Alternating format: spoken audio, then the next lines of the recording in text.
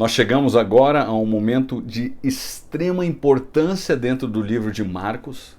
Nós vamos falar mais uma vez do ciclo revelatório de Jesus. Na verdade, nós vamos falar do segundo ciclo revelatório, que ele espelha aquilo que aconteceu nos capítulos 6 e 7 que nós vimos, por conta de 5 eventos que se repetem aqui no capítulo 8.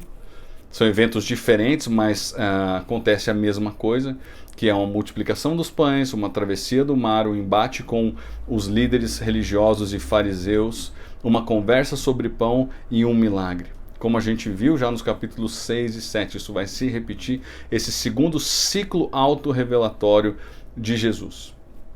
E depois desse ciclo, termina assim essa revelação de Jesus aos seus discípulos, a uma confissão que vai mudar totalmente o direcionamento que o livro vai tomar, como a gente vai ver daqui a pouco. Mas antes da gente ver isso, eu peço que você pause o vídeo, ore ao Senhor, coloque-se diante dele, leia o texto do capítulo 8, que é um capítulo importantíssimo, e aí nós vamos estudar juntos esse material rico e tão precioso que é. O capítulo 8, ele começa com a segunda multiplicação dos pães. Ok? Nós já vimos no capítulo 6 a primeira multiplicação, que aconteceu num terreno dos judeus, e agora a gente vai ver uma multiplicação dos pães acontecendo num terreno gentílico. E essa multiplicação, a gente não sabe exatamente quanto tempo ela aconteceu depois da primeira multiplicação que nós vimos no capítulo 6, mas o fato é que alguns elementos vão ser semelhantes aqui e Jesus propositadamente lança essa semelhança para entender aonde se encontra a compreensão dos seus discípulos. Naqueles dias, outra vez, reuniu-se uma grande multidão.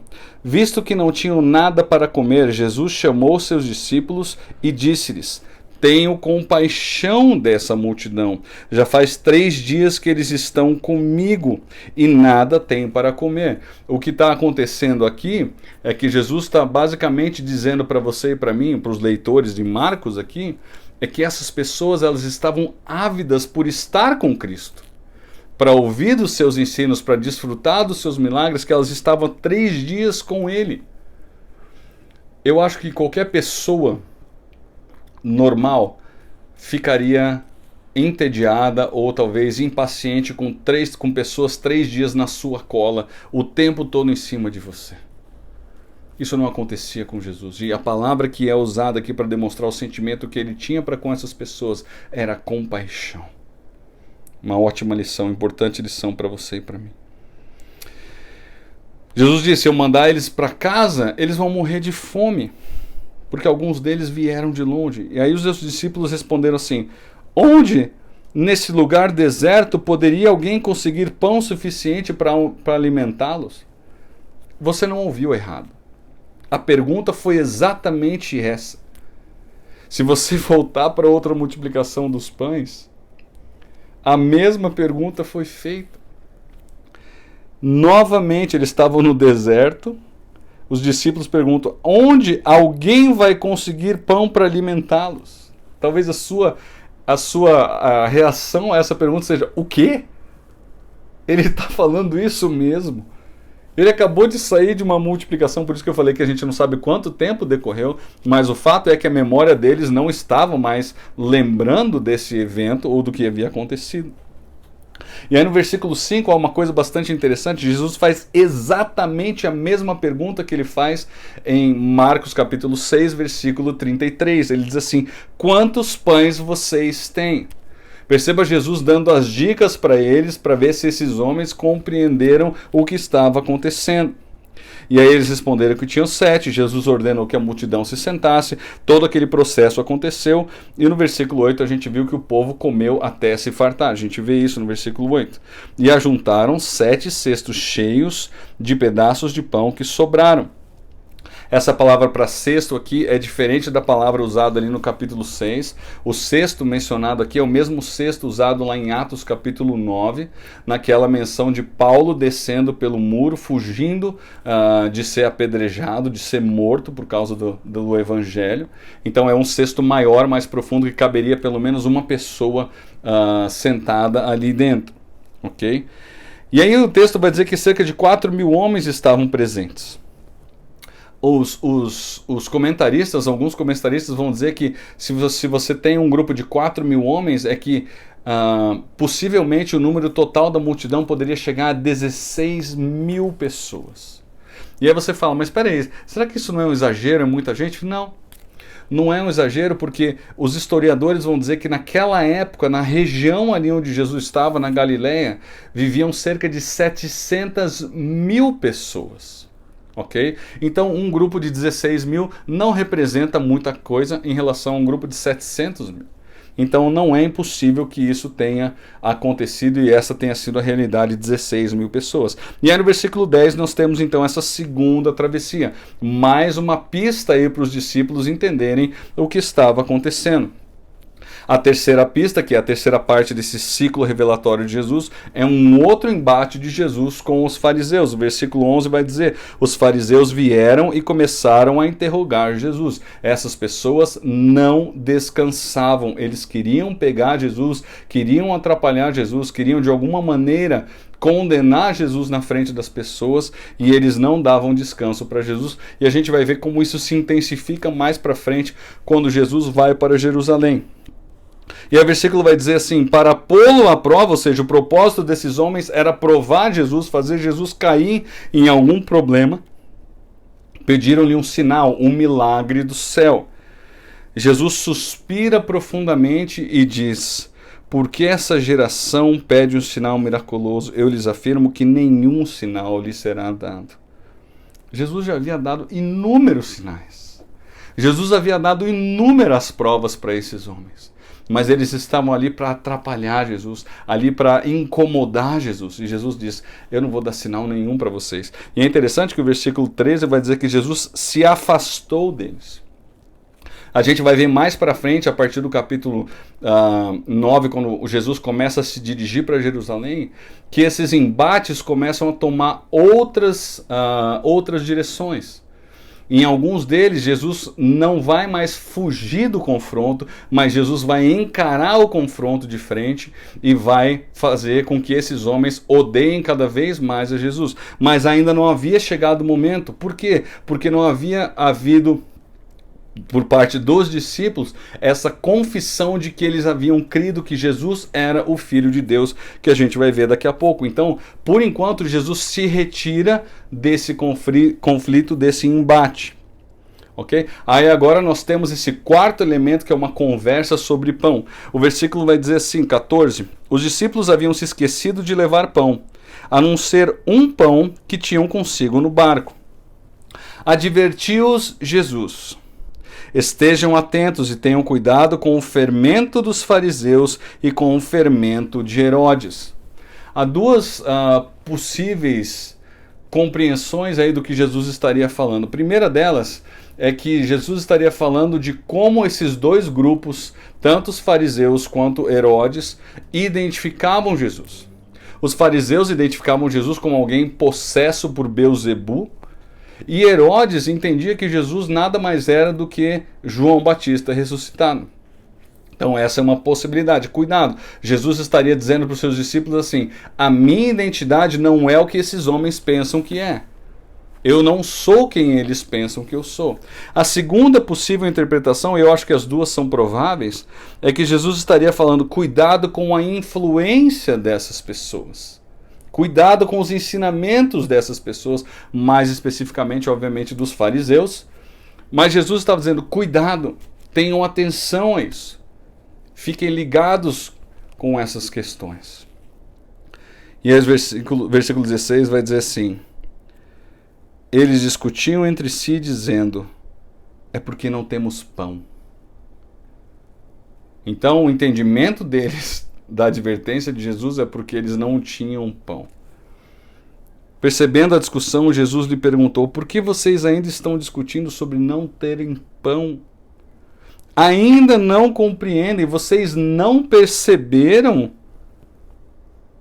Vocês não perceberam? O coração de vocês está endurecido? Vocês têm olhos, mas não veem, têm ouvidos, mas não ouvem, vocês não se lembram.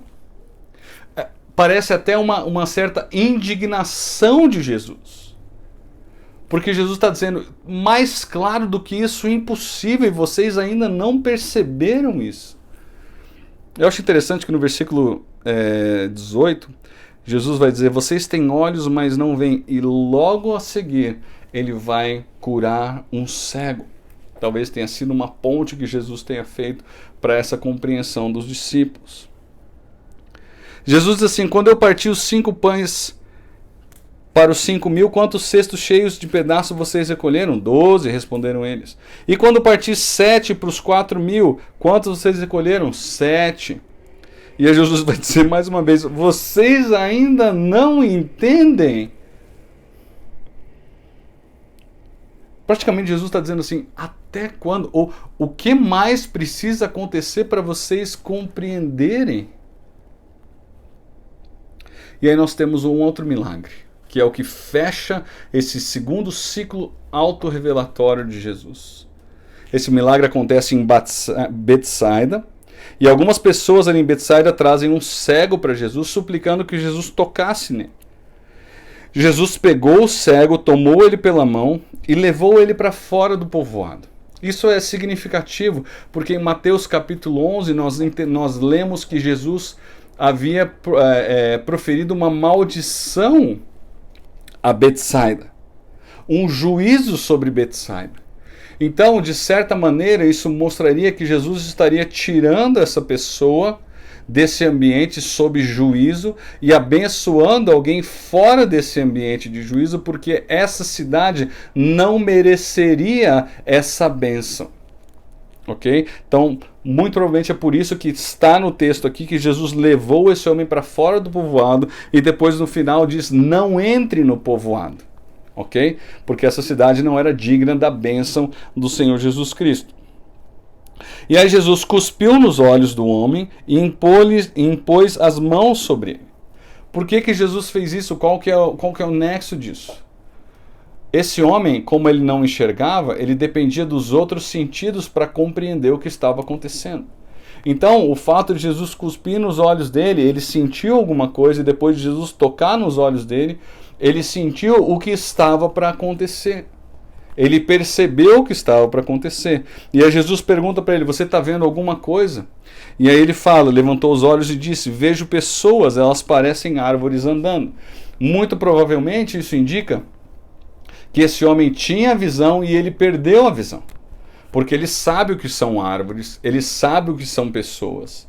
E era uma coisa não pouco comum naquela região, as pessoas perderem a sua visão tanto por causa do sol, como com a quantidade de areia que existia. Então não era uma coisa incomum a pessoa perder a visão. Mais uma vez, Jesus colocou as mãos sobre os olhos do homem, mais uma vez, então você vê esse sentido, ele tocando no olho dos homens. Então seus olhos foram abertos e sua vista lhe foi restaurada e ele via tudo claramente. É maravilhoso a gente ler isso, a gente já tinha lido ali no versículo 35 do capítulo 7, quando Jesus curou aquele surdo e gago, o texto vai dizer assim, e ele começou a falar corretamente. Jesus é a pessoa capaz de levar a gente para a normalidade, restaurar a normalidade. É maravilhoso, ele fez isso com esse homem também, que era cego ali em Betsaida. E aí Jesus adverte esse homem a que não entre no povoado, porque esse povoado está sob juízo de Deus. E aí no versículo 27 até o versículo 30, nós temos aquilo que nós chamamos de passagem pivô do livro. Porque ela vai levar o livro a uma direção diferente daquela que o livro tem ido até agora. Do capítulo 1 até o final desse capítulo 8, Jesus está se revelando e se mostrando aos seus discípulos, provando que ele é o Filho de Deus, provando que ele é Deus. Algo que a gente vai ver nessa confissão agora. E a partir desse momento, o ministério de Jesus toma literalmente uma outra direção, porque daqui para frente Jesus vai a caminho de Jerusalém, onde ele será morto, onde ele será entregue e será morto, sofrerá na mão dos líderes religiosos de Israel. Então essa passagem ela é chave para essa mudança de direção que a gente vai ver agora. Jesus e os seus discípulos, versículo 27, dirigiram-se para os povoados nas proximidades de Cesareia de Filipe. No caminho, ele lhes perguntou: quem o povo diz que eu sou? Eles responderam: alguns dizem que é João Batista, outros Elias e ainda outros um dos profetas. Nada diferente do que a gente já havia visto aqui no capítulo 6, nos versículos 14 a 16. A compreensão das pessoas não passava de João Batista, de Elias ou de algum profeta. E aí Jesus vira para eles, para os seus discípulos, e pergunta: e vocês? Quem vocês dizem que eu sou? A pergunta aqui é bastante clara para verificar qual é a compreensão dos discípulos à luz de toda essa revelação que vem vindo até o final desse capítulo 8. E aí Pedro fala em nome dos discípulos, ele toma essa frente, ele fala em nome dos discípulos e ele diz: tu és o Cristo. Mateus vai completar dizendo: filho do Deus vivo, diferente do que a gente tem aqui. A gente tem aqui só: tu és o Cristo. E essa palavra Cristo significa Messias, ungido. Era um título conhecido dos judeus. A gente já vai trabalhar com isso daqui a pouquinho. Mas era um título que trabalhava, que dizia que Jesus era o Messias esperado. E aí Jesus os advertiu que não falassem a ninguém a respeito disso. A gente vai ver daqui a pouco que Jesus não se opôs mais aos discípulos falarem abertamente que ele era o Messias, mas até agora Jesus prefere que eles guardem essa informação com eles, porque isso pode ser de alguma maneira algo que vai atrapalhar o que vai acontecer mais para frente no livro, nos planos perfeitos de Deus. Versículo 31 vai trazer uma informação bastante interessante, que vai desencadear uma reação bastante assintosa e séria por parte de Pedro. Versículo 31, Jesus vai dizer assim: então Jesus começou a ensinar-lhes que era necessário que o Filho do Homem sofresse muitas coisas e fosse rejeitado pelos líderes religiosos, pelos chefes dos sacerdotes e pelos mestres da lei, fosse morto e 3 dias depois ressuscitasse. Ele falou claramente a esse respeito. Então, Jesus vai trazer uma nova revelação. Por que eu estou falando que isso é uma nova revelação? Pelo que vai acontecer a seguir. Jesus vai dizer que o texto vai dizer que ele começou a ensinar-lhes e vai trazer para eles a revelação de que era necessário que o Messias sofresse, morresse e depois ressuscitasse.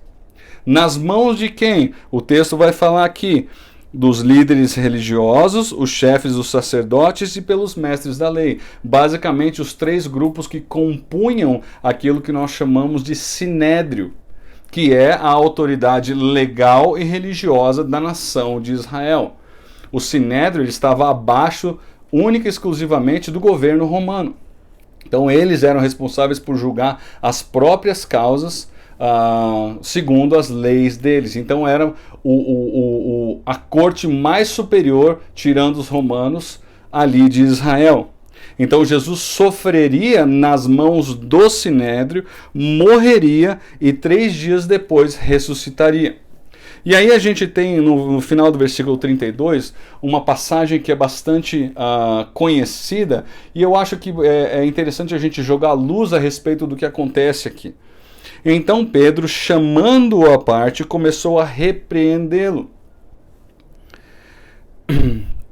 O que acontece aqui é uma coisa que, embora seja reprovável, ela é compreensível. Por que eu falo isso? Talvez você já tenha estudado isso, mas você talvez desconheça isso. Quando a gente tem ali no versículo 31, Jesus começando a ensinar que era necessário que o Filho do Homem sofresse na mão do sinédrio, essa expressão Filho do Homem é uma expressão messiânica que os judeus conheciam e que ela é cunhada a partir... era uma expressão que era uma das favoritas de Jesus. Jesus usa 81 vezes essa expressão para dirigir a si mesmo. Mas é uma expressão que é retirada de Daniel capítulo 7, versículos 13 e 14. Então, na mente de Pedro, muito provavelmente na mente dos discípulos, então, quando Jesus fala que o Filho do Homem irá sofrer, Essa é a passagem que vem à mente da cabeça, à mente deles. A mente da cabeça não, a mente deles. Essa foi a passagem que Jesus mencionou lá no 2º capítulo de Marcos, quando nós vimos que ele curou aquele paralítico. Ele se chama de Filho do Homem. O que essa passagem diz? Eu vou ler para você rapidamente aqui, na versão revista atualizada, porque eu acho que ela é mais clara do que a NVI nesse ponto. Daniel capítulo 7, versículos 13 e 14 diz assim: é um sonho de Daniel, uma visão de Daniel, uma visão messiânica. Eu estava olhando nas minhas visões da noite, e eis que vinha com as nuvens do céu um como o Filho do Homem, e dirigiu-se ao ancião de dias, Deus, e o fizeram chegar até ele. Olha o que o versículo 14 vai dizer: foi-lhe dado domínio e glória e o reino para que os povos, nações e os homens de todas as línguas o servissem. O seu domínio é domínio eterno, que não passará, e o seu reino jamais será destruído. Por que eu estou lendo essa passagem para você? Porque essa expressão Filho do Homem, como eu falei, ela é conhecida a partir dessa profecia de Daniel, e ela é conhecida dos judeus. Os judeus esperavam um Messias popular, um Messias que retiraria o jugo romano, ou melhor, derrubaria o domínio romano, e ele reinaria no lugar desses romanos. Então, na cabeça de Pedro, como na cabeça dos judeus daquela época, a concepção de um Messias sofredor e que morreria não era uma coisa muito forte. Por que eu não falo que era muito forte? Porque eles tinham passagem, por exemplo, como Isaías 53, que é uma passagem que fala do sofrimento do Messias. Mas como eu falei para você, quando Jesus menciona o Filho do Homem, é muito provável que na mente desses homens que aqui estavam diante de Jesus, a concepção de sofrimento e morte, ela não fazia muito sentido. E aí Pedro, ao invés de perguntar, e aí é um erro muito grande, porque quando você está em dúvida, a melhor coisa que você faz é perguntar, não saia afirmando nada. Pedro, o texto vai dizer que ele chamou Jesus à parte, não sei se ele estava com vergonha de fazer isso na frente dos outros discípulos, e começou a repreendê-lo. O termo aqui é um termo bastante forte, que traz a ideia dele insistir em algo. Então ele insistiu com Jesus de que isso não aconteceria com ele. Por conta disso, ali no versículo 33, Jesus, porém, voltou-se, olhou para os seus discípulos, ou seja, ele repreendeu a Pedro, como a gente vai ver, mas ele olhou para todos os discípulos, como que dizendo: a compreensão de vocês é uma compreensão errada. E aí ele vira para Pedro e diz: para trás de mim, Satanás. Essa expressão ela é bastante interessante, e ela é a expressão mais conhecida aí desse trecho. Mas ela é interessante porque essa é exatamente a mesma expressão que acontece em Mateus capítulo 4, quando Satanás chega para Jesus, oferece e mostra a ele todos os reinos do mundo, e ele fala para Jesus: tudo isso eu vou te dar se você prostrado me adorar. Satanás oferece então um atalho para Jesus, para aquilo que é de Jesus, se ele, removendo o plano dele, do programa dele, a morte na cruz. Então, imediatamente, quando Pedro fala isso para Jesus, Jesus vai dizer: arreda para trás de mim, Satanás. Pedro estava sendo um porta-voz, a gente pode dizer, de Satanás. Porque aquilo que Pedro dizia não se encaixava com o plano de Deus, e era algo que Satanás queria que Jesus evitasse a qualquer custo. E ele vai fazer mais para frente tentativas de que isso aconteça, como a gente vai ver. Satanás, né? Então Jesus repreende seriamente a Pedro por conta dessa atitude dele, que é uma atitude totalmente errada. E a gente vai ver algo que é importante você entender aqui, que no capítulo 9, versículo 31, e no capítulo 10, versículos 33 e 34, Jesus vai mais uma vez fazer essa predição do seu sofrimento e da sua morte.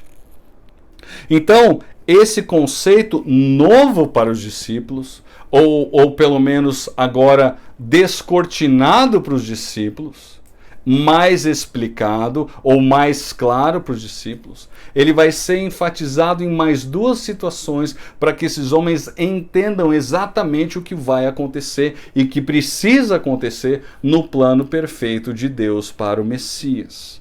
Ok? E aí, ele vai dizer, você não pensa nas coisas de Deus, mas nas coisas do homem. Ele está dizendo, o seu pensamento não é igual àquilo que Deus quer. O plano de Deus é você está colocando um plano que não é o plano de Deus. E aí, versículo 34 vai dizer assim, então ele chamou a multidão e os discípulos e disse, se alguém quiser acompanhar-me, negue-se a si mesmo, tome a sua cruz e siga-me. Pois quem quiser salvar a sua vida, a perderá. Mas quem perder a sua vida por minha causa e pelo Evangelho, a salvará. Há uma informação interessante aqui do teólogo Charles Ryrie. Olha o que ele vai falar, o comentário que ele vai fazer sobre esse versículo, sobre essa passagem.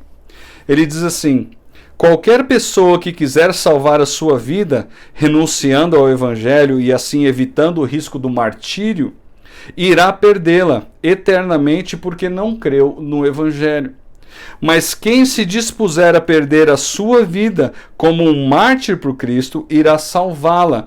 Isto é, provará ser um seguidor de Cristo e um herdeiro da vida eterna. Jesus Cristo então lança essa informação e ele está dizendo, o caminho a seguir, a pessoa que quiser me seguir, ser meu discípulo, ela precisa ter a disposição de perder a sua vida por minha causa. Porque isso era o que ia acontecer com ele. E é maravilhoso você e eu pensarmos que isso foi o que aconteceu com os discípulos. Pedro, mesmo com esse escorregão e com outros que a gente ainda vai ver ele fazendo, no próximo capítulo ele vai fazer também. Pedro ainda assim, ele desfrutou do amor, do perdão, da longanimidade de Jesus e foi quem ele foi, levando o Evangelho a outras nações e quem sabe você e eu hoje tenhamos a palavra de Deus por conta daquilo que Pedro também fez. E aí Jesus vai terminar essa passagem dizendo, pois que adianta o homem ganhar o mundo inteiro e perder a sua alma? É uma pergunta maravilhosa essa. É uma pergunta que ela fala muito ao mundo de hoje. Que é um mundo que pensa cada vez mais em ganhar, obter, crescer. Quero ganhar, eu quero ser promovido, eu quero mais. Jesus está dizendo que adianta você ter todas as coisas e perder a sua alma. Que adianta você ter nessa vida que é passageira tudo e eternamente você perder aquilo que você gostaria de ter. Se alguém se envergonhar de mim e das minhas palavras nesta geração adúltera e pecadora, o Filho do Homem, mais uma vez ele mencionando o Filho do Homem, se envergonhará dele quando vier na glória de seu Pai com os santos anjos. Esse capítulo termina então com essa advertência severa de Jesus, com a confissão de Pedro, depois a primeira revelação de Jesus de que ele precisa morrer e ele vai ressuscitar. Essa reprovação severa a Pedro, porque Pedro tenta dissuadir Jesus desse plano perfeito de Deus. E Jesus termina então dizendo, se você quiser salvar a sua vida, você vai perdê-la. Mas se você estiver disposto a perder a sua vida por minha causa, você vai salvá-la. E a gente vai ver que o livro agora vai começar a dar uma guinada, eles vão literalmente mudar de direção, porque daqui para frente Jesus vai para Jerusalém com seus discípulos, ele sai dessa região da Galileia e desce para Jerusalém, ou sobe, porque Jerusalém fica num ponto mais alto, embora para baixo no mapa, né? Então o livro vai dar essa guinada e é isso que a gente vai ver a partir do capítulo 9 aí. Ok? A gente foi um pouco mais extenso aí, mas era um capítulo que precisava de um pouco mais de explicação. Eu espero que você tenha sido edificado, desafiado. E fica aí essa palavra de que nós precisamos constantemente pensar que a gente não está nesse mundo para ganhar. Nós estamos nesse mundo para levar as pessoas a Jesus, para testemunhar as pessoas para Jesus. Para que nós, lá no futuro, tenhamos a alegria de estar com pessoas que aqui para quem nós podemos testemunhar. Vivendo eternamente com Jesus, com o Filho do Homem, com o Rei da Glória, com aquele que é o nosso Senhor e o nosso Salvador. Ok? Que Deus te abençoe e te guarde. Até o próximo estudo aí.